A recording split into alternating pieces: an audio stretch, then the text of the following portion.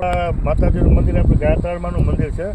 ગાયત્રાળમાના મંદિરની પાછળના ભાગમાં એક તળાવ આવેલું છે. આ તળાવ તો અમે જૂનું તળાવ છે, એટલે આમાં પણ જે ખોદકામ કરવું એ કરે અને માલ તો ખેડૂતને વેચો. અઢી હજાર રૂપિયા ડમ્ફરના અને 500 રૂપિયા ટ્રેક્ટરના લઈ અને માલ વેચો છે. અને મોટે પાયે જે કંઈ જે એનું બજેટ હતું એ બજેટની અંદર 100% લોકો ઊંચાપત કરી ગયા. ના તો ભાઈ, ખેડૂતોને તો ફ્રી માટે આપવાનો સરકારનો નિયમ છે ને?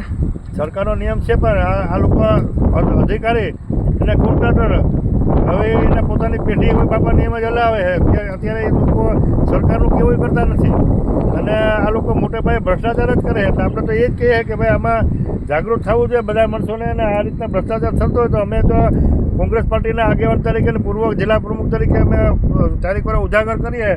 એટલે અમે આજ ભારાવાડા ગામની અંદર જ બાજુનું એક તળાવનું કર્યું હમણાં, અને પાછા બીજા તળાવે આવ્યા છે ગાયત્રાળમાના મંદિરની પાસે. એટલે આ જે ગ્રાન્ટ પાસ થઈ હોય એના પૈસા 100% ખાઈ જાય છે. અને આ કંપની પણ માઇલસ્ટોન કંપની અર્જુનભાઈના ભણેજના વરની છે. એમાં પણ આની પણ એમાં પણ ભ્રષ્ટાચાર કર્યો. માટી વેચી નાખીએ નીકળી માલ સારો માલ અને બિલ ડાયરેક્ટ ઉધારી લીધું. તેમાં સરોઠિયા સાહેબને મકવાણાને આ ભાઈ માઇલસ્ટોન કંપનીના માલિકો અને એનો લાગતો વખતો સરપંચ તો સાચવવો જ પડે. એટલે સરપંચ ગામનો જમાઈ હોય અને ગામનો જમાઈ એટલે આપણો જમાઈ બધાનો થયો. કારણ કે આપણી પાસે જે ટેક્સમાં પૈસાથી જે પૈસા આવતા હોય એમાંથી આ લોકો કૂંટણ જતા હોય ને એમાં કામ થતા હોય, એમાં કામ થયા વગર પૈસા ખાઈ જતા હોય. એટલે ભ્રષ્ટાચારમાં ભાગીદારી તો બધા સરપંચ બધાની હોય.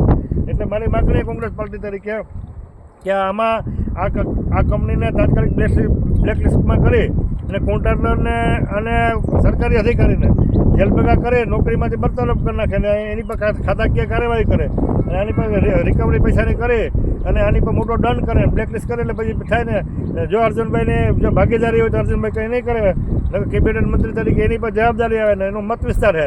જો આમાં ધ્યાન રાખશે તો ભ્રષ્ટાચારના કંટ્રોલે આવશે ને. જો આમનામ બિલ પાસ થયા રાખશે તો સમજી લેવું કે અર્જુનભાઈને પણ પેટ્યું જતી હવે આ રીતે ભ્રષ્ટાચાર ચાલે નહીં. એટલે આમાં એની ભાઈ આ તળાવ હોય એવું તો આમાં કોઈ દેખાતું નથી ને. અને તળાવ નામ કઈ રીતે આવ્યું? હા, તો ખરેખર ચેકડેમ જૂનો.